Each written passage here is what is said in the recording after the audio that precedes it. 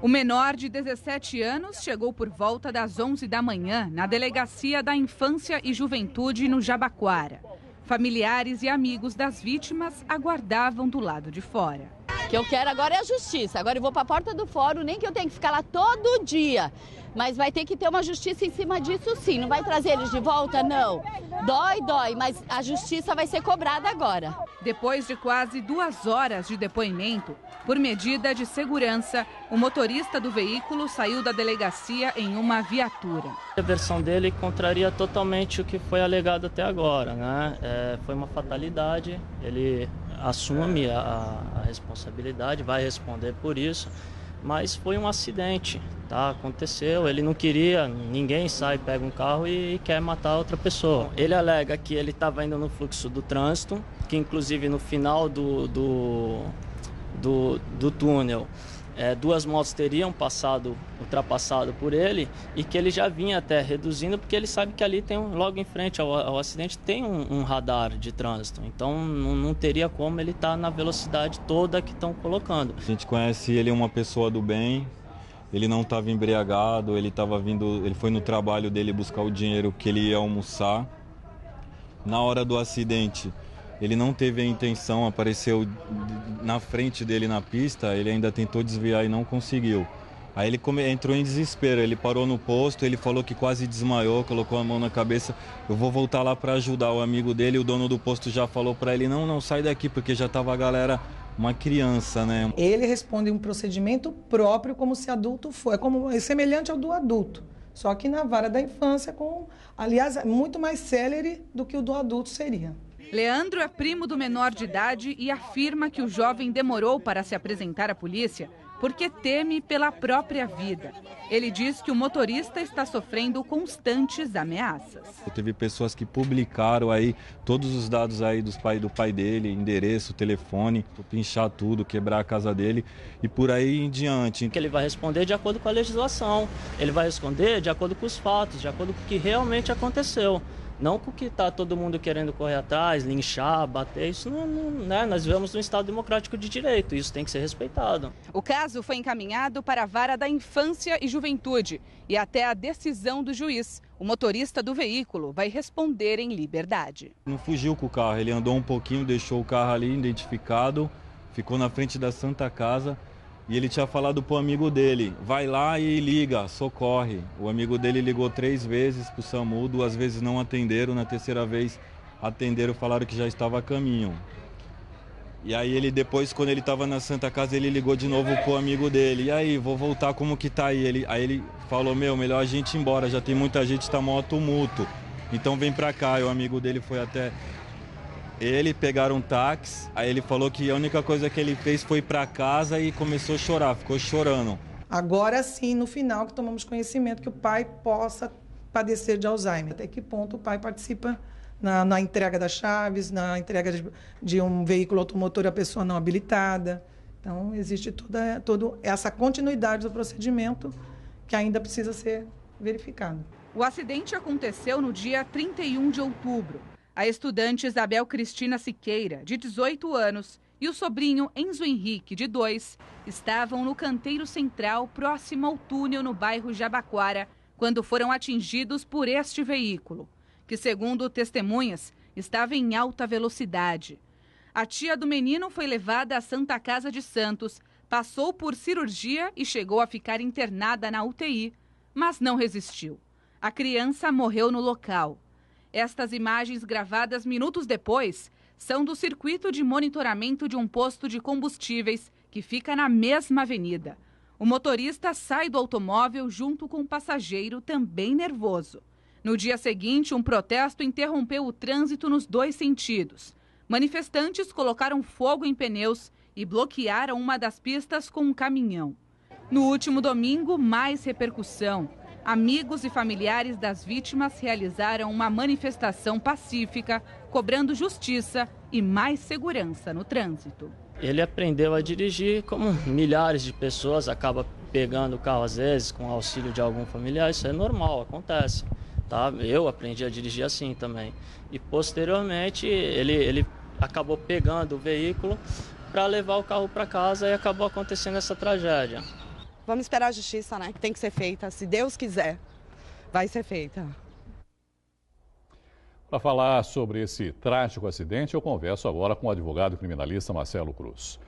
Então, Marcelo, boa noite, obrigado, viu, por participar. São muitos pontos ainda que precisam ser melhor esclarecidos em relação a tudo isso que aconteceu, não é, doutor Marcelo? Mas, a princípio, eu queria perguntar o seguinte: por que ele pôde se apresentar só agora, depois de 8 dias, voluntariamente, que foi como aconteceu no caso dele agora, desse rapaz? Boa noite a todos. É sempre um prazer estar aqui participando com vocês.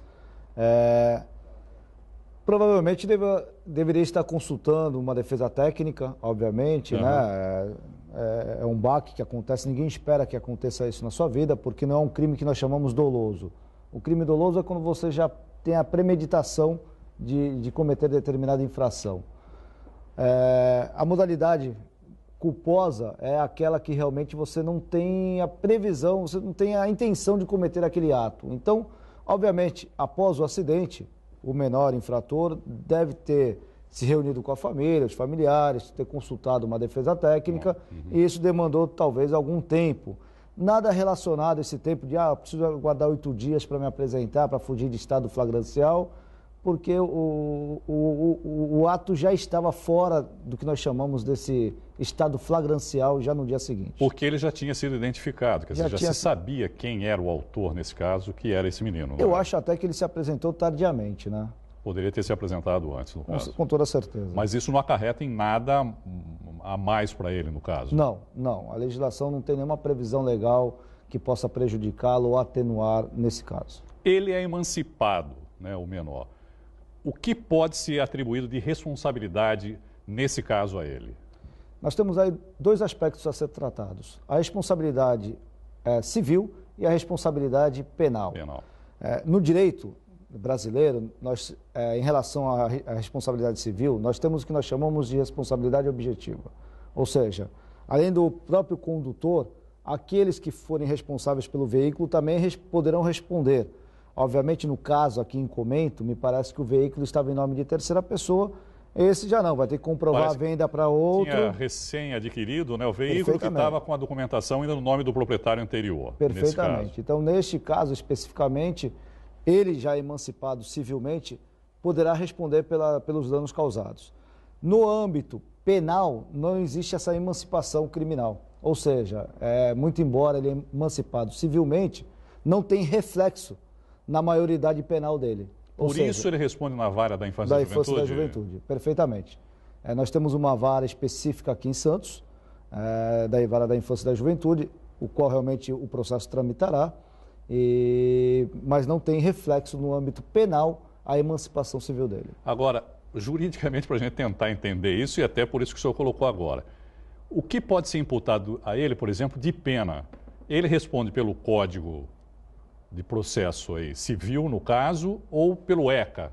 Ele responde pelo ECA. Pelo ECA? Responde pelo ECA. Mesmo sendo emancipado, ele responde pelo ECA? Responde pelo ECA, justamente porque não tem reflexo na esfera penal.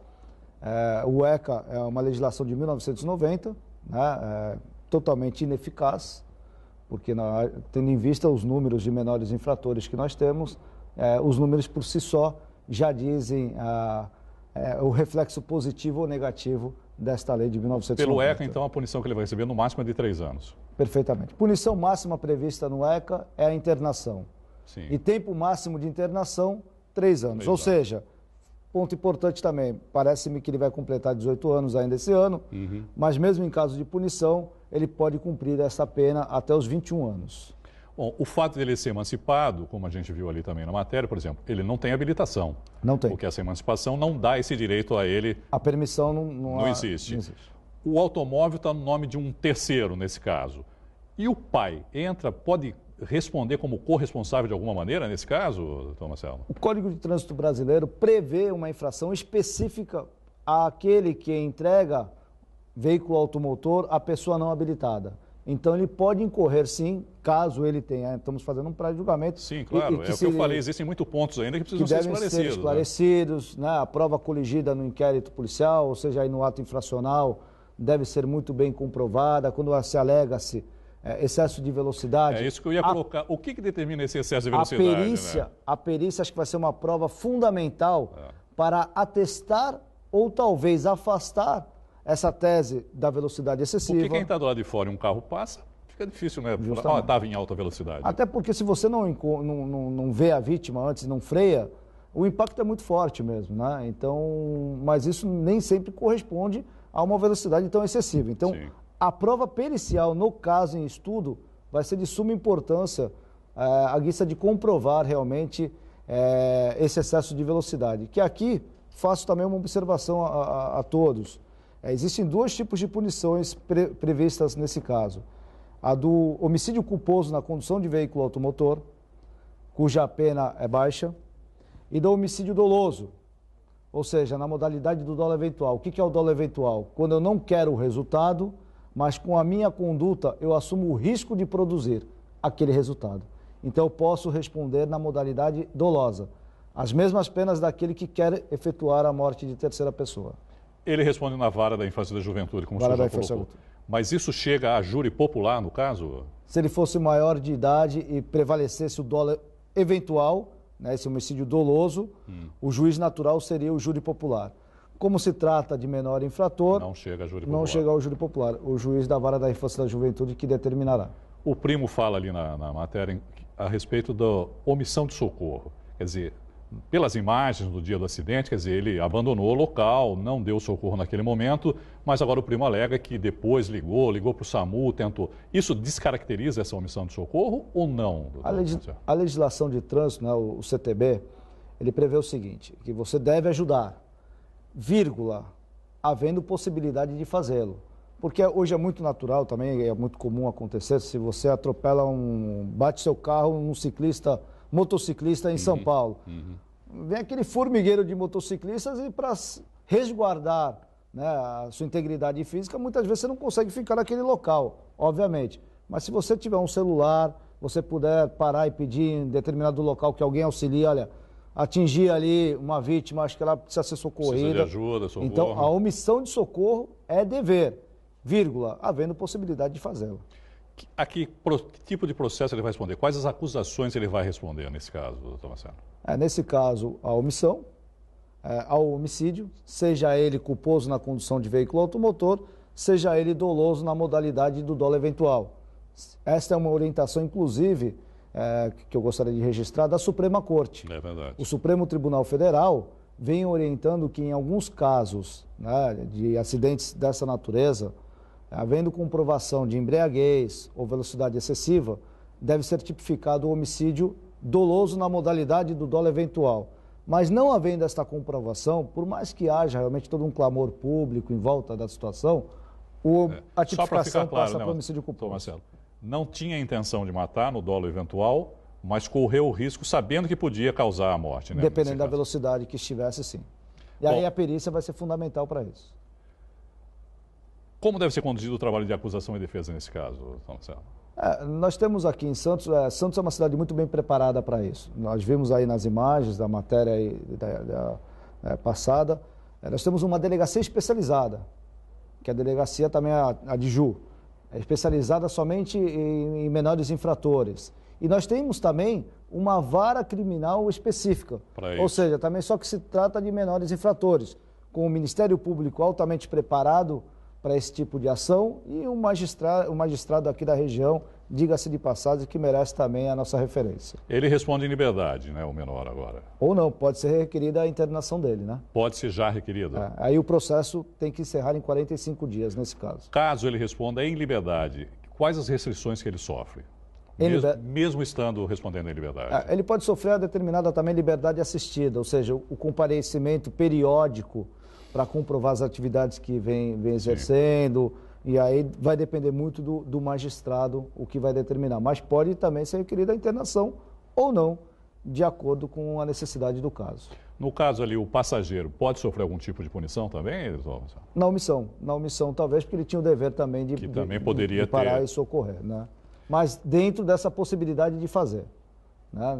Entendi. Então, Marcelo, muito obrigado, viu, pela entrevista. É sempre um prazer, espero ter colaborado de alguma forma. Com certeza. Boa noite e obrigado.